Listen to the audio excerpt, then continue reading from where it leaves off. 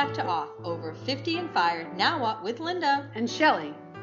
Last time we discussed the use of the Fascination Personality Test as a tool to help in identifying and creating your personal brand.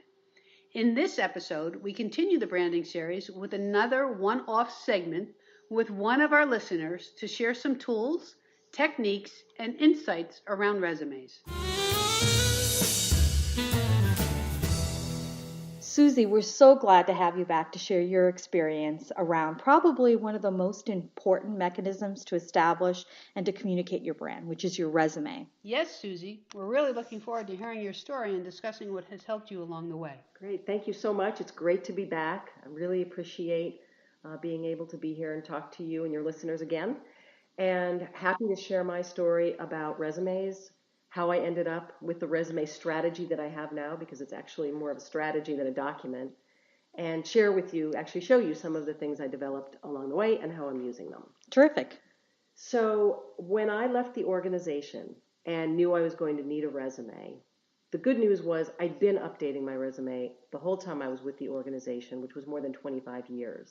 See, I think that's terrific, and that's great advice, because for me, I actually had to spend a couple of days of going and digging through my files to find the dates and the times of when I transitioned to each role and what I actually did. And it actually did take me quite a bit of time to find that information to be as accurate as I possibly could.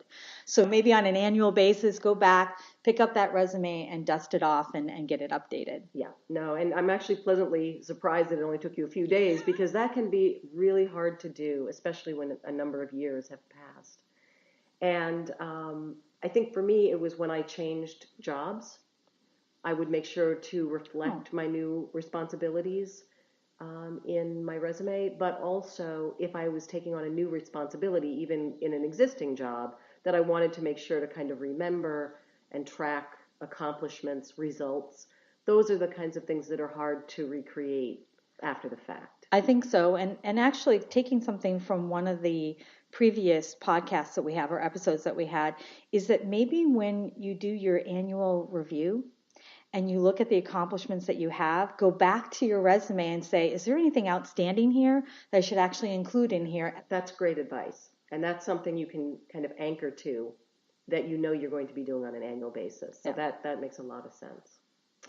So the good news was I had this resume, but there were two pieces of bad news. One is it was more than 3 pages long, because I hadn't really taken anything off as I kept building it. And the other bad news was that the format hadn't changed since the mid-1990s.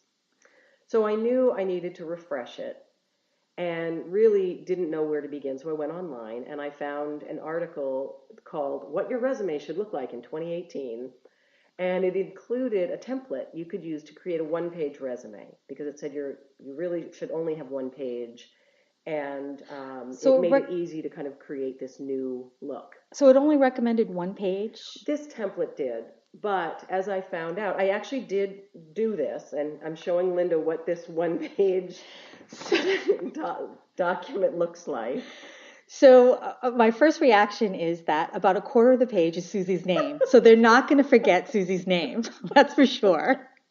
It's pretty large, right? 68 point, I think. Probably, yeah, probably. And it's great if you don't have much experience, because if half of the page is your name, makes it a lot easier to fill in the rest. So one of the things when I looked at it, I said, one pager, I said, this must be a millennial, because well, it's pretty sharp looking, but maybe not a lot of experience. Interestingly, I actually did use this for my early job search efforts, and got some feedback from one company that said it doesn't make you look like you have as much experience as you do. So that obviously was an issue, and it went too far in the direction of being modern, being youthful, in a way that interfered with my brand, which is I have more than 25 years of professional experience, so let's not pretend otherwise. It left too much out. My initial resume was old school, and it was really a boring standard format. And when I saw Linda's, I was really jealous because hers was aesthetically pleasing. So Susie, I think you're right. There has to be a balance between substance and style. And if you have 25 years of experience, then they're going to expect you to have more substance than style.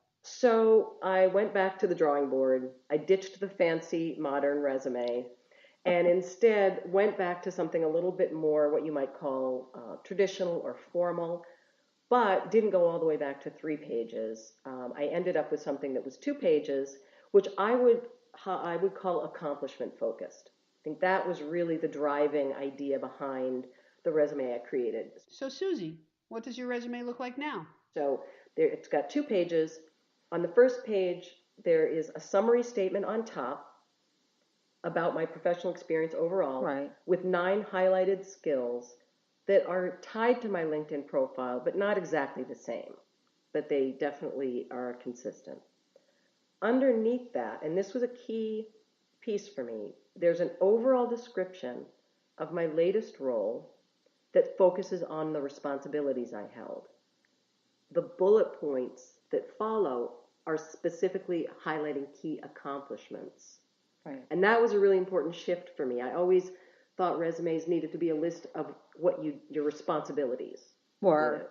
And really, it's easier for people to understand your impact and your skills if you focus those bullet points on key accomplishments with metrics and results wherever possible. Yeah, I think that's important that if you can quantify as much as possible, I think that makes the accomplishment feel, I think, a little bit more real. And it can lead into a discussion about the quantitative part of it and how you achieved it. Exactly. Yep. So that's really all that's on that first page. And then the second page is all of my prior experience, before my actually last 2 roles, and it's collapsed so that it's just a list of what those roles were, my education, recognition, and awards. No personal interests or hobbies. So you really get a sense of a lot of depth and interest on the first page, but something a little bit easier to digest on the second page. I think one of the things I like, because if you do have a lot of experience, right? So a lot of us who are over 50 have a lot of experience. The nice thing about collapsing them into the positions that you've held over the years is that you can see how you've been able to move up the ladder. Yeah, and it also shows your expanded circle of influence and leadership activities. And I think that at this stage is really what you want people to take away. There's no way they're going to be able to get through accomplishments on, 7 or 8 prior roles, however No. many it is. It's just too much. But you want to give a sense that you've done a lot and that there was progression. Exactly. Even though I had maintained a record of my work experience, it was a lot of work to put this together and to create this. But it's really important to spend that time. Don't think you're going to sit down and do it in an hour. It's okay to do it, put it aside, show people, get feedback, tweak it. Really think about the words, the ideas that you want to communicate, the skills you want to highlight. Don't feel that this is something that should be quick and start to get bogged down. It just takes time. And as I'll explain, it keeps evolving. I really like your comment on taking your time and being fluid. When we first heard, we immediately sat down and wrote our resumes, and they had to be done right away. And they looked terrific, especially after the fact that we just had a bottle of wine. That's right, Shelley. We did have a good old bottle of wine. So I felt happy about this resume, and I started using it to apply for jobs and for networking. And I thought along the way, if I apply for a job and they're looking for something that's not on my resume, they'll figure it out. Sure, they'll figure it out. They'll know that even though it's not on here. I did that too. And so I was just sending out this same resume to, jobs online or taking it with me when I went networking. And then I had an aha moment when I listened to a webinar about creating your resume and using your resume. And the aha moment was when the leader of the webinar explained how to customize your resume for every single job that you apply for. Okay, that seems like that would be very time consuming. It is. The presenter talked about how to do the customization, and she acknowledged that it's overwhelming. And then she said, it may seem more time consuming to create a new resume every time you apply for a job, but it's more time consuming to apply for lots of jobs online and not get a response. And that I really thought about that and realized that she's right. In this world, you can apply for 5 jobs in an hour, just spraying your resume all over the internet. But if it doesn't really speak to the job and what they're looking for, it's a waste of your time and theirs, and that's wasted effort. So I entered a new phase of this, which is to customize my resume for every single job and every single networking conversation that I have. So what I do is I start by printing out the job description online, and I run it through JobScan with my resume. So for those of you who may not be aware of this tool, it's available online. JobScan, which is available on jobscan.co, is a piece of software that allows you to take your resume and then compare it to the job description, and it lets you know what the matches are and how high the matches are and what are some of the key skills or words that are missing. And you're able to sign up as a free subscription, or if you want the more elaborate tools and capabilities that come with this software, then there is a charge per month, or if you do it over a series of several months. Not only can you use JobScan, but you can also use LinkedIn, where it gives you a ranking among the applicants, and you can go back and update or make some tweaks to your resume to pull up your ranking in terms of where you're going to fit. So how did using the JobScan go? So it was really helpful because what it helped me do was identify key skills and language that needed to be on my resume to apply to any particular job. Now, the goal isn't to cut and paste from the job description and sort of make it identical, but really the point is to make it easier for the person reading your resume to see the connection between what they're looking for and what you have to offer, so that they can see that quickly and be able to see that you could potentially be the right person. So it's really a help to them as well as to you to make those connections as clear as possible. So once I've gone through JobScan and I've gotten a sense of where I need to make some tweaks, I go through every line of the job description and I make sure that there is something in my resume that addresses that need or that skill or that responsibility. So you don't have to match every component and do complete customization. You just do a tweak. For someone like me, I would die if I had to do a complete customization. I don't have the patience for it. A side benefit of this practice is it really forces me to focus on the content of the job description and really make sure that it's what I'm interested in.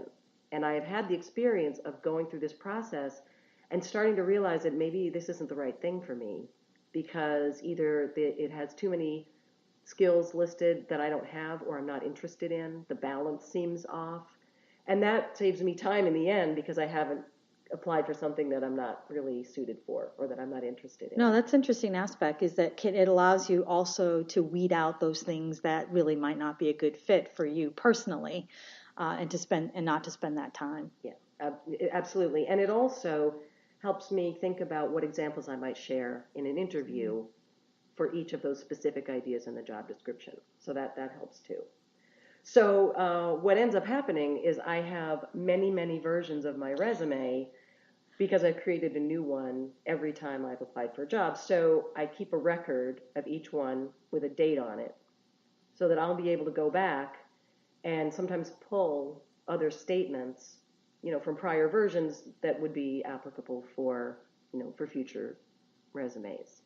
So now it's getting to be easier because I have this menu of things that I can pull from.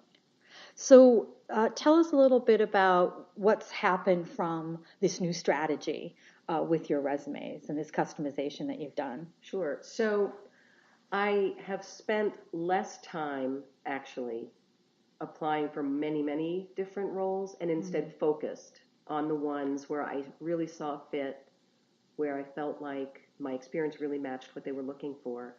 And I've also used it, as I said, for networking conversations. And I had a recent experience where I created a new resume to prepare for a networking